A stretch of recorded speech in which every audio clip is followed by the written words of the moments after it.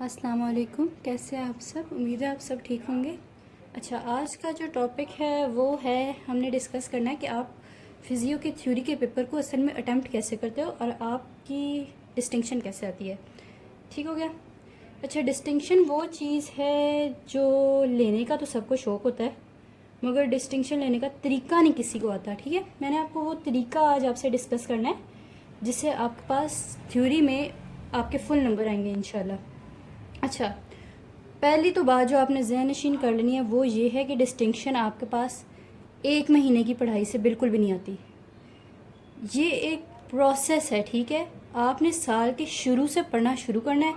जो आपके कॉलेज में टॉपिक आपको पढ़ाए जा रहे हैं वो आपने साथ साथ करना है, and you have to do your best in your internal examinations. ठीक है, अगर आप अपने इंटरनल एग्जामिनेशंस में अच्छी कोशिश करोगे और आप अच्छे नंबर हासिल करोगे तभी आपके पास प्रॉफ में आपके पास अच्छे मार्क्स आ सकेंगे। ठीक है, तो आपने साल के शुरू से पढ़ना शुरू करना है। अच्छा, थ्योरी का पेपर आपने अटैम्प्ट कैसे करना है?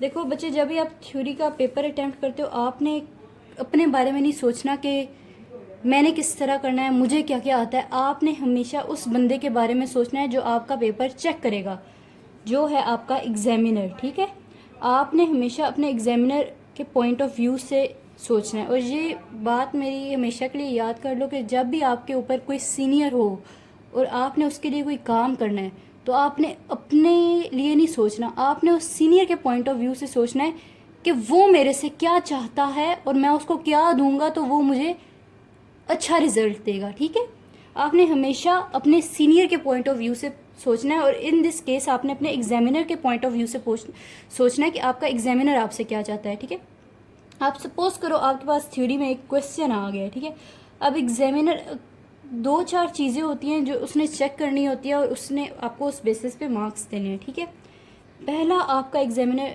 हमेशा, अब MBBS में हमेशा वो चेक करेगा कि आपका आंसर टू द पॉइंट होना चाहिए। वो मैट्रिक की चीज़ें थी कि आप लोग लंबे लंबे पैराग्राफ छापाओ और लंबे लंबे पेजेस लिखा और आपको मार्क्स मिलेंगे। MBBS में आपको मार्क्स तब तक नहीं मिलेंगे जब तक आपका आंसर टू द पॉइंट ना हो, चाहे आंसर छोटा हो। ठीक है, बहुत ही छोटा हो, मगर जब तक वो टू द पॉइंट है और आपने जो चीज़ क्वेश्चन में पूछी गई है सिर्फ उसका जवाब दिया है, आगे पीछे से इधर उधर की बातें नहीं की, तो आपको मार्क्स मिलेंगे। और अगर आपने आगे पीछे की बातें की और आपने अपना जो चीज़ पूछी गई है उसको आपने बीच में छोड़ ही दिया है और आपने सारी दुनिया की कहानियाँ लिख दी हैं, तो आपका वो नंबर गया। ठीक है, आपको वो नंबर नहीं मिलने लगा। तो पहली जो चीज़ है वो आपने टू द पॉइंट लिखना है, लंबी लंबी कहानियाँ नहीं आपने छोड़नी, जो आपसे पूछा गया उसी का जवाब देना है। ठीक हो गया। दूसरी जो आपके पास चीज़ है, दूसरी चीज़ है आपने अपनी डायग्राम्स अंदर डालनी है। ठीक है, चाहे वो एनाटॉमी हो, चाहे वो फिजियोलॉजी हो, चाहे वो बायोकेमिस्ट्री हो, जहाँ जहाँ पे आपके पास डायग्राम्स आप आंसर में डाल सकते हो आपने वो डायग्राम्स डालनी है। ठीक है, अगर किसी आंसर में एक अच्छी डायग्राम आपके पास बन रही है, ये नहीं कि आपने हर आंसर में डायग्राम डालनी है, जहाँ कुछ आंसर्स होते हैं जहाँ पे डायग्राम की ज़रूरत नहीं पड़ती, वो एक एक वर्ड के आंसर्स होते हैं। ठीक है, मगर बहुत से आंसर्स होते हैं जिनमें आपके पास डायग्राम की वजह से नंबर मिलते हैं। ठीक है, तो आपने अपनी डायग्राम्स, जिन आंसर में आपके पास डायग्राम्स की ज़रूरत है आपने उन आंसर्स में अपनी डायग्राम बनानी है। ठीक है, तीसरी आपकी कौन सी चीज़ है, आपका आंसर होना चाहिए प्रिसाइज। ठीक हो गया, मैं पहले भी बता चुकी हूँ, आंसर आपने लंबा, बहुत लंबा नहीं करना। आपने अपना, अब आपके पास एग्जामिनर के पास 10,000 कोई पेपर्स हैं चेक करने के लिए। ठीक है, अब वो आपके पेपर के एक एक पेज को, लंबे लंबे को पढ़ने में घंटे लगा दे तो वो बाकी बच्चों के पेपर कैसे चेक करेगा? आपका एग्जामिनर देखेगा, आपका आंसर प्रिसाइज होना चाहिए, टू द पॉइंट होना चाहिए, आपको उसी वक्त नंबर दे देगा। उसने बस देखना है कि मैंने जो चीज़ पूछी है क्या इस बच्चे ने उसका जवाब दिया है। ठीक हो गया, वो आपके लंबे लंबे पेजेस पढ़ने में टाइम नहीं ज़ाया करेगा। ठीक है, ये प्रिसाइज आंसर होना चाहिए आपका, लंबा नहीं होना चाहिए। चौथा, आपका जो हाईलाइटिंग, बहुत से बच्चे आंसर लिखते हैं मगर वो अपने आंसर में इंपॉर्टेंट पॉइंट्स को हाईलाइट नहीं करते। ठीक हो गया, जो आपके पास फॉर एग्जांपल आपने कोई वैल्यू लिखी है, आपने लिखा है एक्शन पोटेंशियल, जो भी किसी भी चीज़ की वैल्यू है, चलो वो -74 मिलीवोल्ट है। ठीक है, अब उस आंसर में एक बहुत मेजर पॉइंट है कि -74 आपका होना चाहिए, मगर आपने बस वो ब्लू पेन से लिख दिया और आपने उसका कोई शो ही नहीं किया कि मतलब ये इंपॉर्टेंट पॉइंट है। आपने वो आंसर लिखने के बाद ब्लैक पॉइंटर से उसको ऐसे स्क्वायर कर देना है। ठीक है, कि आपके एग्जामिनर को पता चले कि हाँ इस बच्चे को इस पॉइंट की सिग्निफिकेंस पता है और उसने मुझे बताने की कोशिश की है कि हाँ मुझे ये चीज़ पता है, ठीक है। पांचवा, पैटर्न पेपर का कैसे होता है। अब फिजियोलॉजी में जो मैंने पैटर्न फॉलो किया है और जो आप लोग भी इंशाल्लाह करो तो आपके फुल मार्क्स आएंगे, उससे आपके एग्जामिनर को भी फ़ायदा होता है और आपको भी फ़ायदा होता है, ठीक है। पैटर्न जो हम आंसर्स के लिए यूज़ करते हैं वो बेसिकली 2 टाइप्स हैं, ठीक है। एक आपके पास आ जाते हैं फ्लो चार्ट जो आप एग्ज़ाम में यूज़ करते हो, और दूसरा आप यूज़ करते हो कॉलम्स, ठीक हो गया।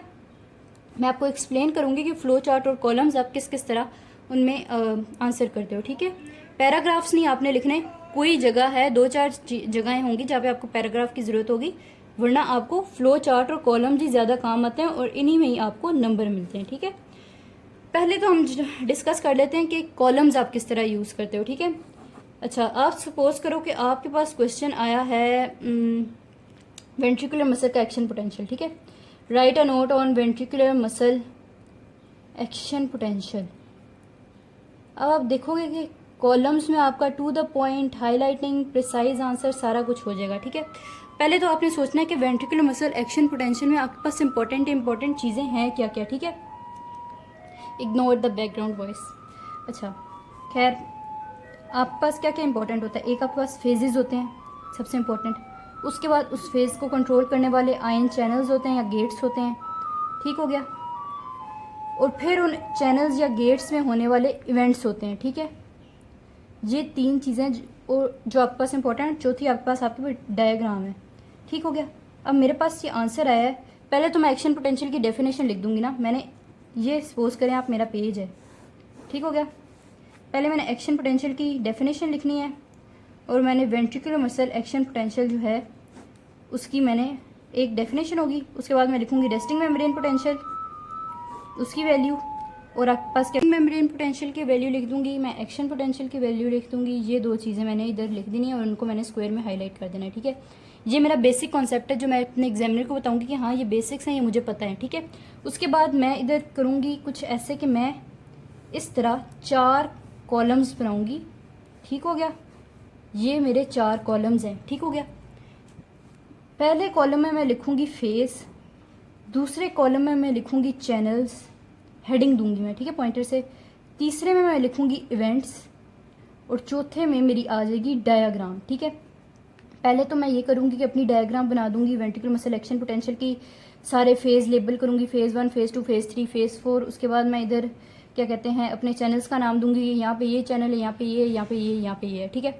अब मैं अपने फेजेस में लिखूंगी बारी बारी, फेज़ 1, फेज़ 2, फेज़ 0, जो भी फेज़ हैं आपके। उसके बाद हर फेज़ में मेरे पास कौन कौन सा चैनल काम कर रहा है मैंने उसका नाम लिख देना है। सोडियम पोटेशियम हो गया, उसके बाद कैल्शियम हो गया, स्लो कैल्शियम हो गया, फास्ट कैल्शियम हो गया, ठीक है। ये सारी आपके बुक में लिखी हैं। वो चैनल्स मैं जिक्र कर दूंगी कि हर फेज़ में मेरा कौन सा चैनल काम कर रहा है।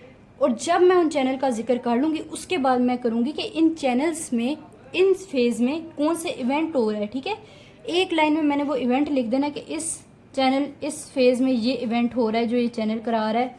और अब आप इधर देखोगे कि मेरे एग्जामिनर के पास कोई पॉइंट नहीं रहा कि वो मेरे मार्क्स डिटेक्ट करे, ठीक है। पहला एक तो मेरा अपना फ़ायदा क्या हुआ है कि मेरा टाइम बच गया है। मैंने ये आंसर कितने मिनट में लिख दिया, 5 मिनट में, ठीक है। अगर मैं एक पैराग्राफ लिखना बैठ जाती, छाप देती कि हर फेज़ 1 है, इसमें ये चैनल है, उसका ये इतना लंबा इवेंट है, ठीक है, पैराग्राफ लिखती तो मेरे पेजेस भर जाते, ठीक है। अब मैंने कॉलम का तरीका इस्तेमाल किया है। 5 मार्क्स का सपोज करो सवाल है, एक तो उसने मुझे बेसिक्स का जवाब दे दिया कि बेसिक्स, ठीक है। दूसरा उन्होंने मुझे फेजेस का जवाब दिया, फेजेस के उसने मुझे मार्क्स दिए, एक बेसिक्स के मार्क्स हो गए, फेजेस के मार्क्स हो गए, चैनल्स के मार्क्स हो गए, इवेंट्स के मार्क्स हो गए, डायग्राम होगी मेरी, 5 नंबर मेरे पूरे, ठीक है।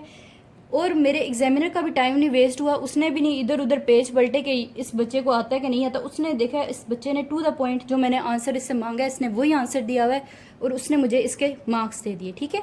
ये होता है आपका कॉलम्स का तरीका, इससे आपका भी अपना टाइम भी बचता है और आपका एग्जामिनर भी खुश हो जाता है और आपका एग्जामिनर आपको मार्क्स देता है, ठीक है। दूसरा हम फ्लो चार्ट का तरीका इधर बात करते हैं। अब आपके पास आ गया रेनिन एंजियोटेंसिन सिस्टम पे सवाल। रेनिन एंजियोटेंसिन सिस्टम पे लिखो।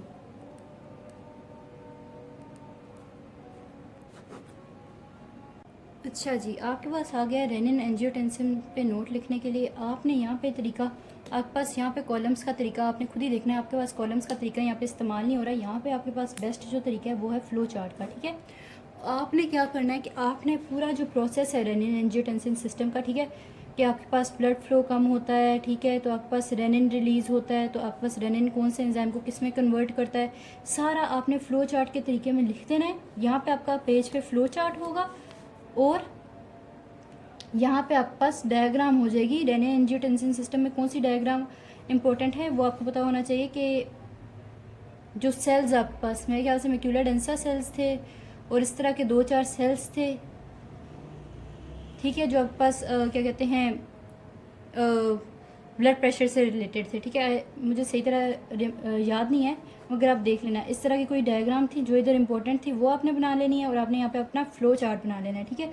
और अब अपने फ़्लो चार्ट में काम क्या करना है, जैसे आपने यहाँ पे अपने अपने पोटेंशियल्स को इधर स्क्वायर में हाईलाइट किया, तो आपने इधर अपने एंजाइम्स को स्क्वायर में हाईलाइट कर देना है, ठीक है।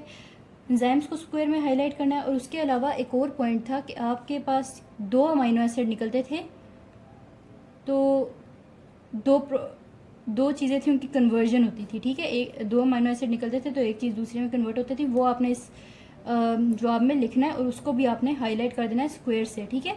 जो एंजाइम्स हैं उनको भी आपने हाईलाइट कर देना है, स्क्वायर बना देना है उनके इर्द गिर्द पॉइंटर से, ठीक है। तो इस तरह आप अपना फ़्लो चार्ट का आंसर लिखते हो।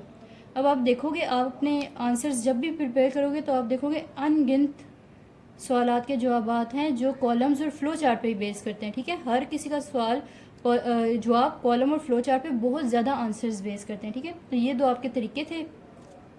इंशाल्लाह आप इन्हीं पॉइंट्स को अपने दिमाग में रखो और इन्हीं पॉइंट्स को दे के आप अपने सवाल के जवाबात दो, तो इंशाल्लाह आपकी डिस्टिंक्शन आएगी।